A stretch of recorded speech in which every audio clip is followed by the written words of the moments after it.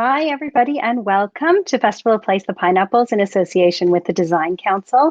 I'm the director of the Festival of Place, Christine Murray, and it gives me great pleasure to welcome you here to the first of our lunchtime talks during the festival. Hi, lovely. You've already found the emojis, so those are right down below me if you want to test them out, and they really do let our speaker know that you're here and you're engaged with what they're saying. So I do like to see them. They're a little bit addictive. If you want to use the chat to say hello and introduce yourself, to meet some of the other people here, it's over on the right-hand side. And then above, you'll see next to where it says chats, there's the Q&A. We'll be taking your questions for Dr. Daniela Melandri after her talk, so do get familiar with the Q&A there.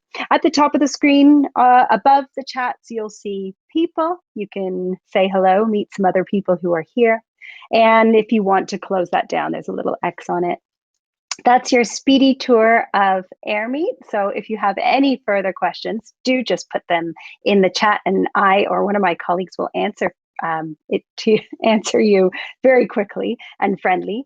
But in the meantime, it's my pleasure to welcome Dr. Daniela Melandri. She is an expert on policy and strategy with a PhD in sustainable built environment. She's an advocate for women, diversity and inclusion in the construction sector and built environment, and a visiting lecturer on energy management in the BE. And she is content and strategy chair for the innovation project Diversity, which I'll let her tell you a bit more about it. But hello, Dr. Daniela Melandri. Thank you for being here. Hello. Hi, Christine. Hello, everyone. Thanks for having me here. Very nice to be here. So I'm going to give you the floor and I'll be back to help with the Q&A. But in the meantime, enjoy your emoji applause, everyone. Okay, great. So thanks for this introduction. I will go straight to my sharing screen and I will introduce diversity through a little video that we have, and then I will be happy to just say a couple of words about the project and definitely answer any questions and have an interactions with the audience. So let me just see how to do this.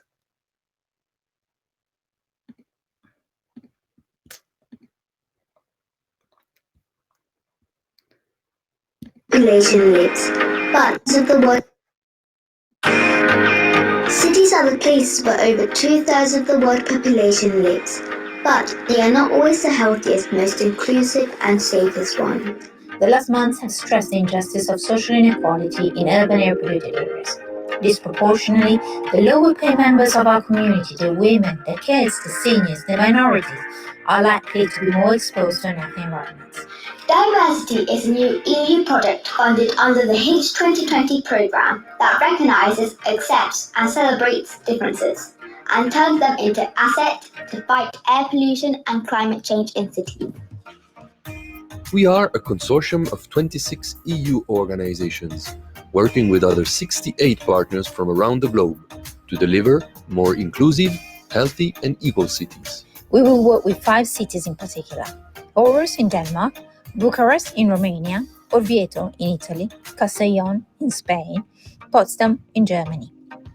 Life expectancy in the EU is shortened by an estimated 8 months due to pollution exposure. Yet, not everyone is equally at risk.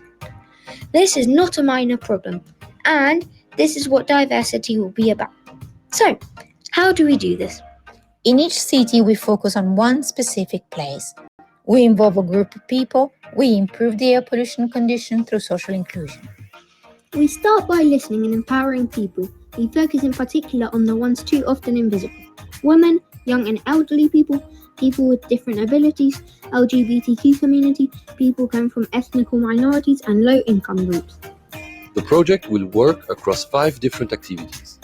First, we will start looking into cities' data. Data in the modern world are the hidden places where inequality lies. Data not only describes the world, but it is used to shape it. Data management in diversity is the first initial step to shape inclusive solutions.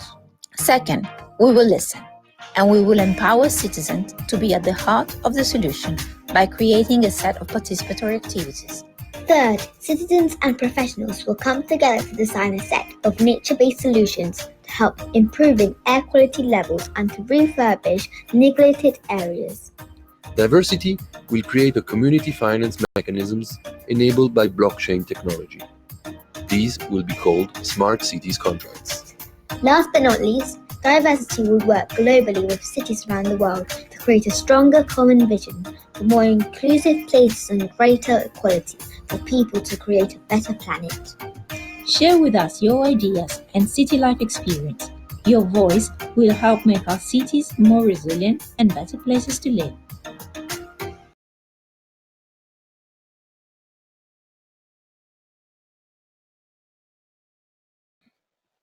So yes, this is our project Diversity, which clearly has the clue in the title.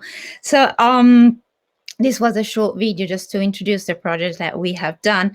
The project hasn't started yet, as probably captured by the video. Is going to start in September 2021. I think a couple of words about the project, because we are very proud. It has been selected among 68 projects in the last round of the H2020 call from the European Commission. It's one innovation action, which means it's one of the big lighthouse projects funded under the NBS frames of the last call. More important than that, it's the I would say, what is the project about in the terms of what the methodology is about. So it is all focused around the nexus between health, social inclusion, and climate challenges. And we really strongly believe this is the only approach we can have in order to really tackle this big issue of climate challenges that we have.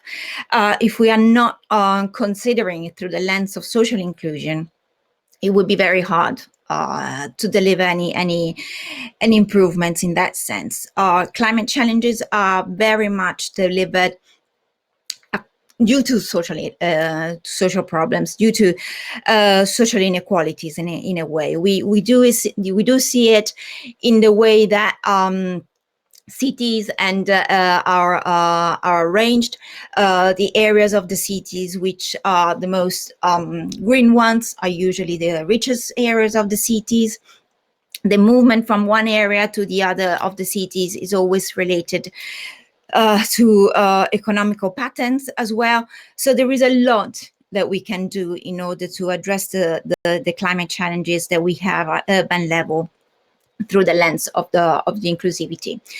COVID has stressed all of this more than ever, if it was ever needed in a way, has clearly stressed the impact and the importance of having this debate through the lens of health as well, and the nexus, as I said, between these three components.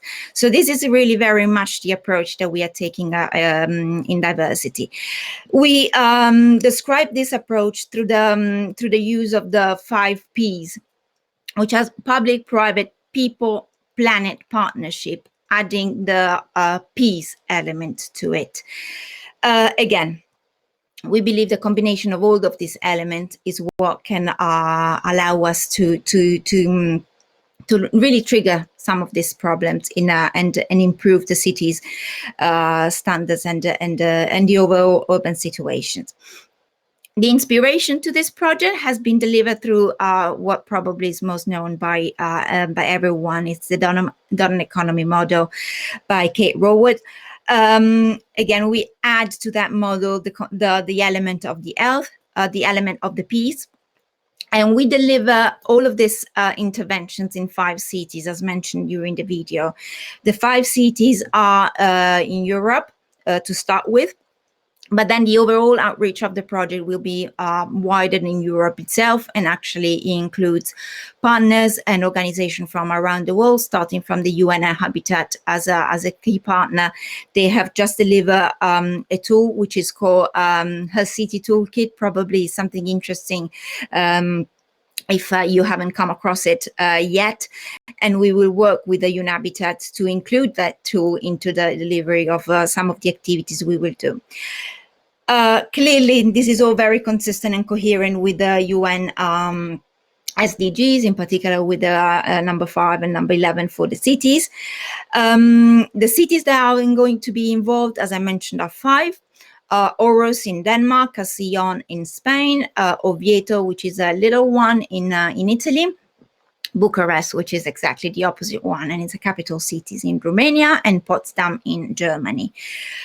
Each city has a different problem, and each cities will look at this problem through their national and social and local lens and environment. But there are going to be some common aspects to each of this, to the way in which we are going to tackle these problems.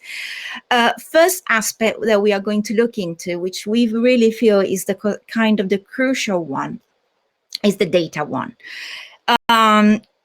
Data do not only describe the world, as quoting from Invisible Women from Caroline Criado. They shape the world. The data are the ones that kind of give us the information to design a better world, or to design whatever solution. If there are gaps in data, that's a problem. Usually, there are gaps in data. Data so far has been built through one specific lens, one gender lens. And many of the categories that actually build the cities and build the societies where we live are missing from this data. In our project in particular, we focus on 6+1 category as described by the United Nations. I don't like the terminology of protected category, but that's the terminology that is described there. And women, elderly and young people with disadvantages, economical disadvantages, people with disabilities, ethnic minorities, and LGBT communities. Those are the people that are less described when it comes to data selection, when it comes to data management. And that's the first start of the project. We are going to start from there. We're going to assess the gaps more than assessing what data exists. We are going to look into the census of each of the cities, look into the real information that each of the cities has, and ask whether this information is inclusive. It delivers on the bigger picture of the society. What are the gaps that are existing there? And through some co-creation approaches, insights collection, we will try to fill some of this data in order to build a more inclusive and fit for purpose data structure for the 5 cities that we are addressing. That's the very first of the beginning, and probably you heard it in the video as well. And of course, this is a work which is supported by the co-creation activities of the project. In European projects of this magnitude, usually one of the problem about co-creation activities, and probably is a bit of a project of every urban living lab, is that actually, again, the people that are attracted to participate to these living labs are representative of a certain community. They are not widely represented of the overall community that lives in cities. So how are we going to try to manage that challenge? The first thing is to create a psychological safe place for people to express themselves, to come and be assured that they are not going to be judged, they are not going to lose time out of their work, they are not going to have to sacrifice moment with their families, they are going to be in a safe environment. So that's something we will build together, and that's very much, of course, at local levels needs to be built, but that's a very key part of the co-creation aspect. Of course, that comes together with the incentive mechanism, why someone should come and tell a group of people, of researchers and people from cities and institutional authorities, why should they share with us their concerns? And I think a lot of this conversation have happened even in the previous chats during this event. How do you engage people in order to really get the information that are needed to build a better services for the communities? We're going to have, of course, different kind of ways of delivering this living labs. live events, of course, if COVID allows us to, and to the extension of which it's possible to do that. Virtual events, we will of course consider all the potential barriers that this group of people will have to might face when asked to take part in such kind of events and such kind of situations. We never think that of the practicalities of things. Sometimes when we do engagement activities, we kind of miss that if there is an architectonical barrier, someone with some disability might not simply be able to reach the room. If we have, as we just heard, the contribution from different actors, there are different needs, and if we're not able to make sure that we are set to make everybody comfortable to join these activities, then again, we are in a way excluding part of the community from this conversation. So we have been very pragmatic in trying to address all of this, and this is what is going to happen during the co-creational part of the projects, which of course will lead to the implementation of the urban living labs. Urban living labs in these 5 cities will have 2 different timescales. One, we call them temporary living labs. They are more piloting sessions. They are more temporary, basically, sessions. And other ones are the so-called, we call them permanent living labs. The ambition is that actually they will stay in the cities when we create them for a long time.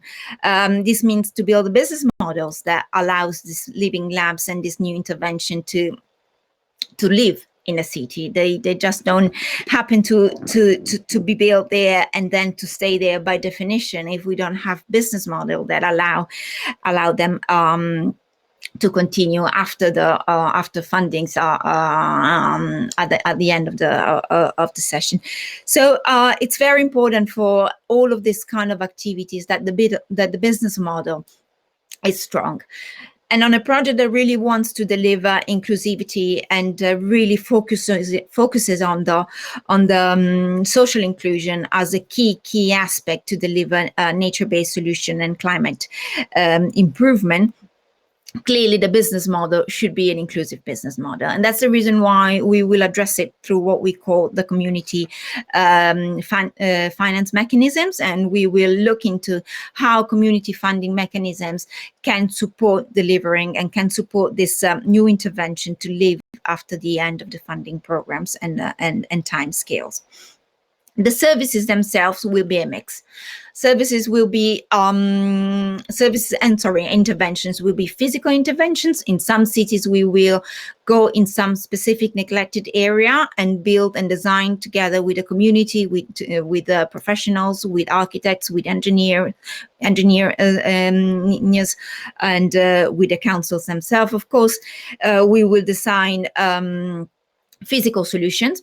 So in one cases, for instance, in Oviedo specifically, we will design a sort of a big path that will bring and connect one neglected area to the city center of the town. In some other cities, the solutions will be more technological solutions. They will be IoT driven, so there will be less physical intervention and more software-related interventions. All of this will be supported, as I mentioned, by business models, which will actually themselves be supported by the so-called smart cities climate contracts. And we will leverage blockchain technology to do that. But we are very eager not to have blockchain as a key and a sort of a star of the project as such. Blockchain for us is a tool that allows us to deliver the interventions that we really want to tackle. For this reason, we really want to kind of shift the focus of blockchain, which is a very kind of buzzword at this moment, I would say, to some sort of focus on the intervention solutions that we want to address. Of course, once we do all of this, there is going to be an assessment of how it goes. So the cycle will be reiterated a few times. And the assessment will, of course, include environmental assessment, economical assessment, and social and health assessment to check and to test these interventions against the objectives that we have set at the very beginning.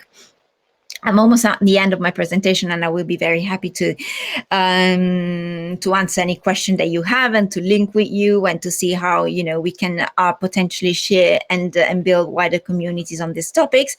And exactly because we really want to stress that this is a project that is not specifically related to one focus area, but wants to build a community, wants to share the knowledge, and aims to go wider than the European geographical space itself.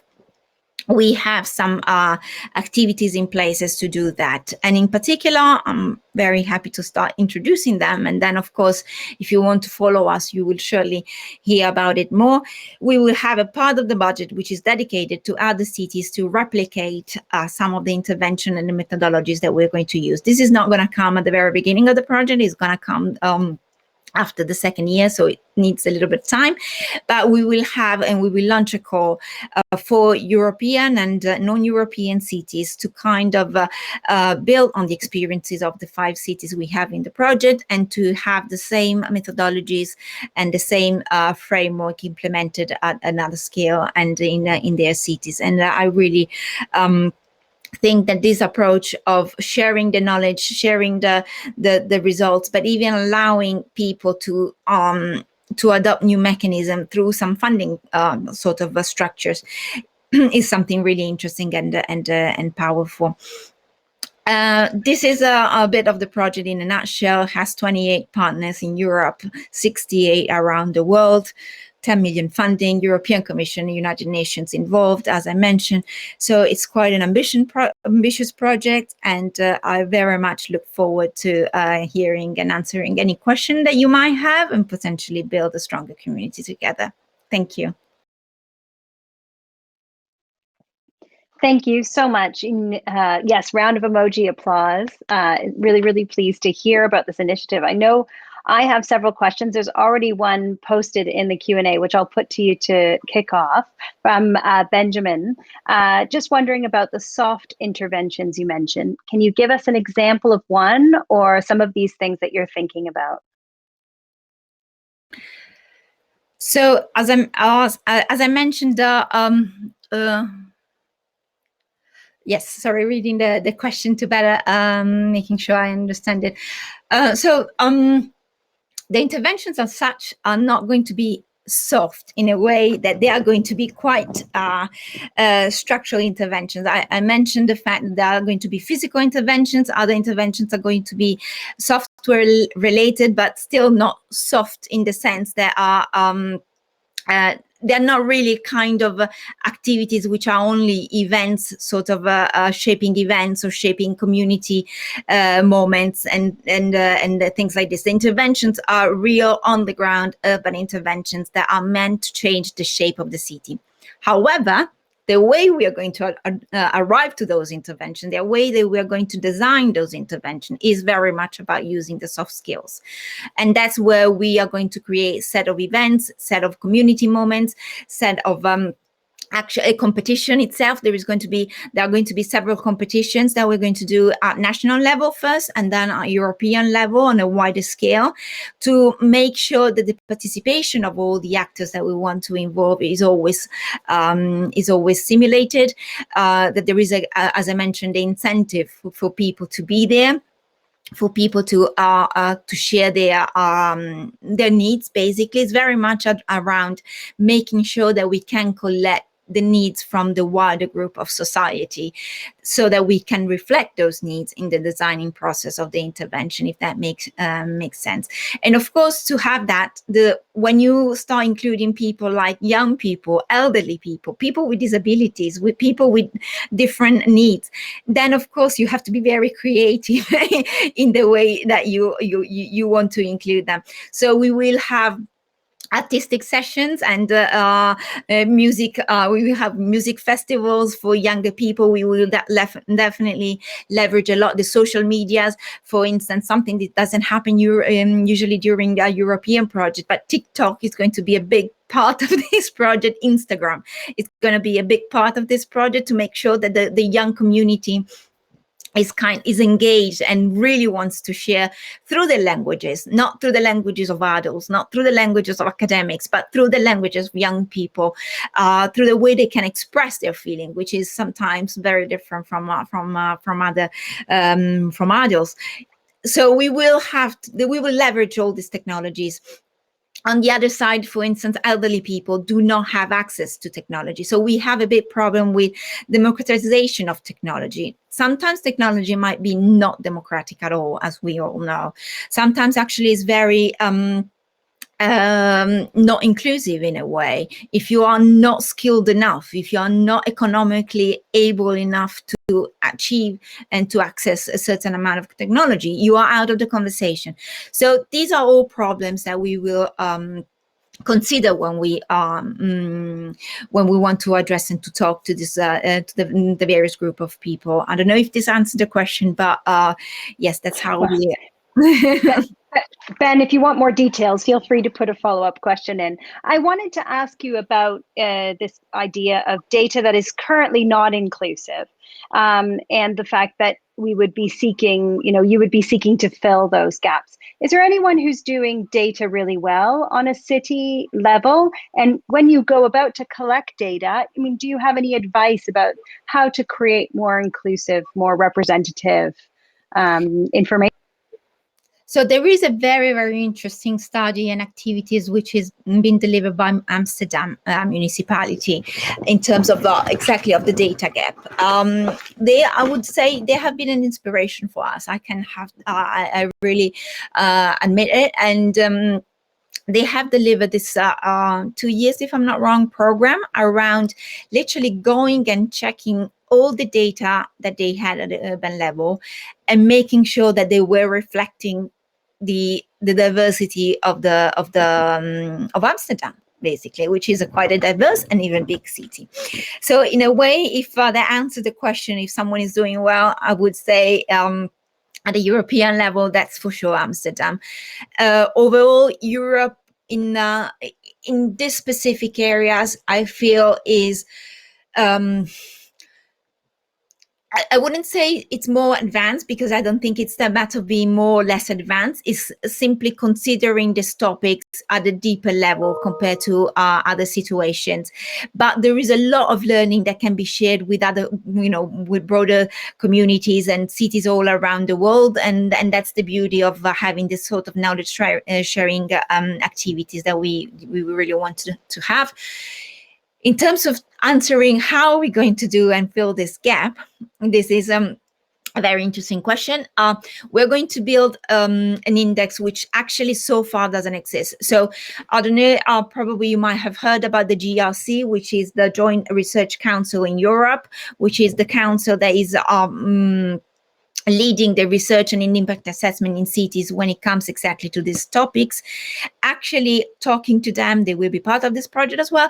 Talking to them, so far there is no index at the moment that combines together health, social equality, and climate challenges. So we will design this index together with a series of geospatial maps that will really represent and visualize the situation around the nexus of these three elements. We will look into the census. As I said, the census will be the first starting point, and then we will look into the way of how to collect insights from the community that we are engaging with. So yes, there is a lot to do. But it's very, very challenging, and it's very exciting as well, I would say.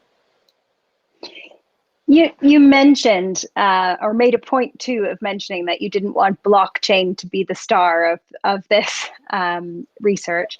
What are some of the issues you see with it being the star, or why is that leading us the wrong way? Or are we getting too excited about blockchain? And No. I'm not. I should say up front, I'm absolutely not a blockchain expert. So please allow me the benefit of the doubt on on what I'm saying specifically. If there is any technical mistake that I do say, but no, there is a principle behind what I've said, and it's simple as that. Blockchain should not be per se, as a sort of a cool technology as such. It's not as such. It's a tool for something else, and that's how we are approaching it, and that's how we want to kind of make sure that it's defined and they put into context in the project. So there are many times that we see, we're going to do this blockchain thing and this blockchain bit and and then when it comes to the reality of things, I mean, cities are real. They're not, they're not a research project. They are urban. They are alive. But then when it comes to that, if you haven't put the blockchain into the realistic context of where it operates, then basically it doesn't work. As simple as that. So that's the reason why we're very, very proud of using blockchain. We can't wait to use the blockchain technology, as it's a very innovative one, but it's not as finalized as such just for itself. It's part of a wider picture, and I really like to stress that the key part of this is the community finance mechanism leveraged through blockchain and not blockchain as such. So thank you. And there's somebody here who is really agreeing with you. I can see that there are a few people who are really agreeing with you. So I hope that you guys put your comments in the chat and send us some questions, because you will know what to ask about blockchain more than I do. So I want to delve into that community finance piece. I think it's a really interesting piece. Is this a challenge that you see for communities being able to carry these projects forward? And are there examples you're looking to, mechanisms that you've experienced or you're researching that you think are really promising in terms of funding community projects going forward? Yeah, there are two ways. Yes, definitely. There are two ways of looking at this sort of challenge in a way. So in terms of operationally, in terms of what kind of mechanism we will be using, most likely is going to be the crowdfunding systems and mechanisms. That's a kind of the standard one used for community finance. Yet again, even that crowdfunding mechanism has some sort of limits when it comes to inclusion. One, I mentioned it before about democratization of technology. Crowdfunding works very well in terms of when you leverage technology, when it's delivered through technology. If you don't have access, if you don't have access to technology, you won't have access to the mechanism itself. So that's a kind of a challenge in a way. We have seen some brilliant examples of community finance mechanism that on the long scale didn't work as expected. Of course, it needs, there is a lot of creativity which goes into that that sort of structure. I think one of the most important part of our project and our focus will be really to assess the why people want to be engaged and what do they get out of that. So in order to build something that is sustainable on a long term, the incentive mechanism, even in the community finance structure, needs to be very strong. Otherwise, there is an enthusiasm at the very beginning. Everybody gets excited, but then on the long term, it does kind of shades a bit, and it doesn't work for a project that is meant to stay there for 20 years, if you know what I mean. So that's going to be a little bit the challenge. I can quote the example of a time bank is some sort of interesting example of that happened, and in particular, actually, there was an experiment in Italy. It was a great experiment to kind of exchange time and kind of give this sort of economical value to time, which definitely time has. But the engagement wasn't probably as it was meant to be. and it didn't deliver on the expectations that was set at the very beginning. So Time Bank was people could donate their time in exchange for monetary value.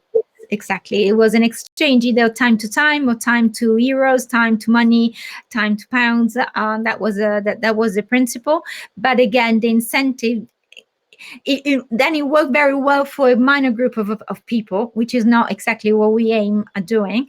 And again, it became sort of a bit just for a group of people that had, pass me the word privilege, not in the wrong sense, but had the privilege to exchange time, for instance.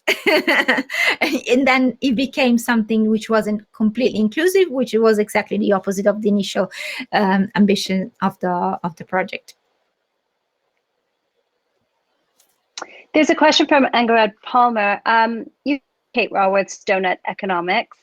Does your work complement or build upon Kate's ethos?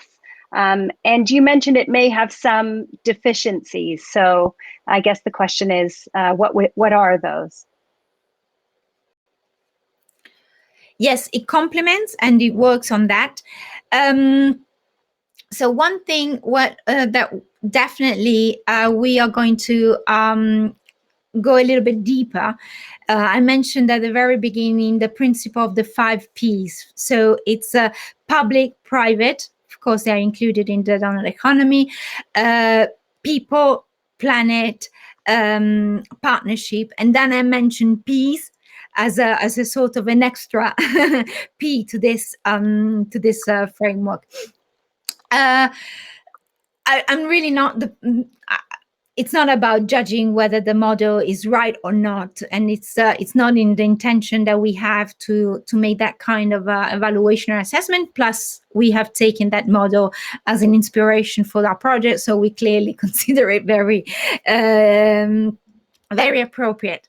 The model, we think, has space for some thoughts on how the health component is kind of included into that framework of the donut. So the fact that health, social inclusion, and climate challenges cannot be 3 different aspects. They are one aspect of the same picture in one way, that they need to be addressed together. And when we talk about health, is not only about air pollution in terms of physical problems that it can implies, like cancers and all of the nasty things that we all know, which are consequence of air pollution and climate challenges. Health in relation to NBS and in relation to environment is very much mental related as well. There are studies. There is a project now that has been delivered, one of the previous NBS projects delivered by the European Commission, which actually has given some interesting outcomes in terms of the reduction of, for instance, depression and suicides when people live closer to a tree. And the study clearly tells that if you are living at the maximum distance of 100 meters from a tree, you have 50% less chances to go into depression and to actually face some very bad consequences related to mental illness than if you are living in a space that has no nature around yourself. So I think going back to the donut economy model, that combination of the health variant is something that is going to be very much a focus in our project as well, and it's going to be part of the donut, if that makes sense and answers the question.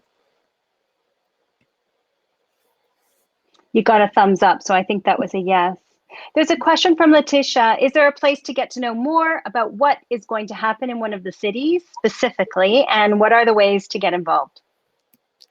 I love this question. Thank you for all the questions, but I'm very eager to kind of stay in touch. So as I mentioned, the project is not started yet.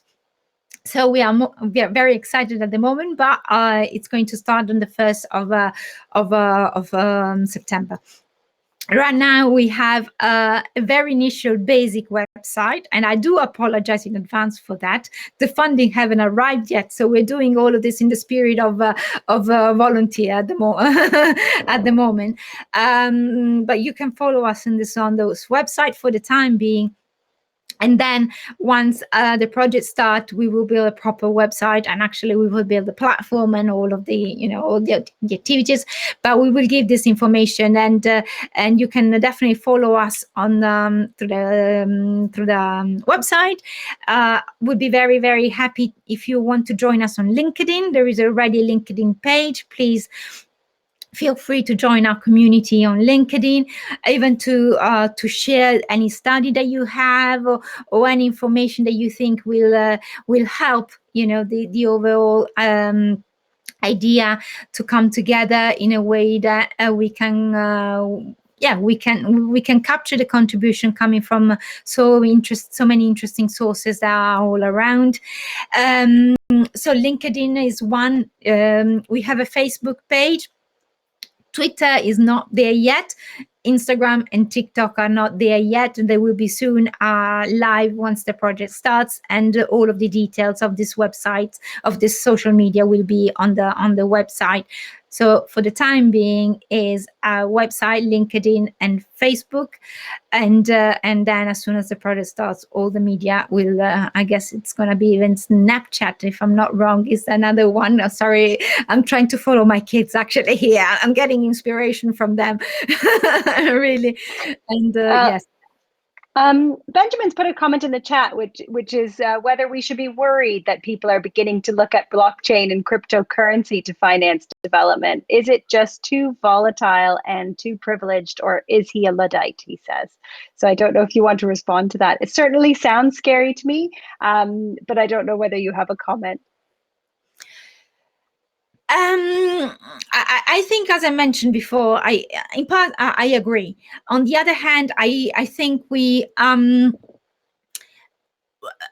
have to be afraid of the future, I feel, and that's the kind of where I feel that we need to find the equilibrium between these new technologies, which of course brings us in a sort of an unknown space, if we want to put it this way, and of course they can look a little bit scary, because again, it's a space where we are not used to work and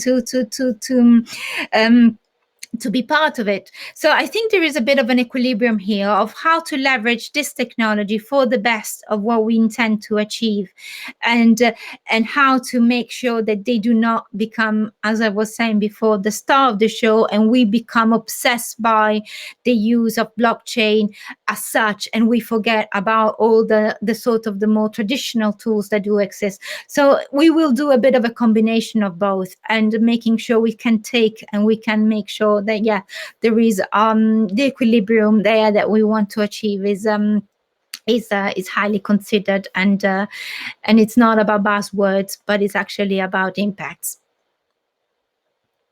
You've used the word equilibrium twice, and Pam Alexander wants you to mention that you are a member of the Equilibrium Network. So I know we had you on at the festival as a representative of Equilibrium, but what is Equilibrium, and how can people connect with you? Well, I'm really glad that Pam is here. Hello, Pam. And yes, very proud to be part of this absolutely amazing group of women, which is called Equilibrium. And by the way, Equilibrium is part of the diversity project itself. So it's we are all in the same community. Equilibrium is a network of women from the built environment, from the construction sector, very, very diverse disciplines and diverse professional backgrounds, which is really very much about how do we tackle the challenges of gender dimension at a senior level in the built environment and the construction sector, which is very coherent with what diversity does. It's about really decision-making levels. So if you don't have the diversity of voices, and in particular through the lens of equilibrium of gender diversity at the decision making level, you won't have the diversity of products, of services, of projects, of results coming down the line. So this is very much in a nutshell. You can find everything about our network on the website of an Equilibrium network website, and Equilibrium will be absolutely a crucial voice in our project diversity, to bring the voice of the gender dimension, the women voice. It has done it in the last year and a half when we were building the project, to make sure that there was no bias in any of the parts that we were building. The project is very much, I have to say, led by women, and I do say it with a lot of pride. So yes, it's so very much focus in making sure that the principle of diversity, the principle of having the voices heard, is bottom up, but it's even top down. This is a common goal that the Equilibrium Network has with the gender focus, and the Diversity Project has with a wider definition of diversity. So you mentioned right at the beginning of your talk that we cannot tackle the climate challenges, the climate crisis, without tackling the social problems or dealing with the social issues, that they are completely a nexus, as you said, or interlinked. You look at policy.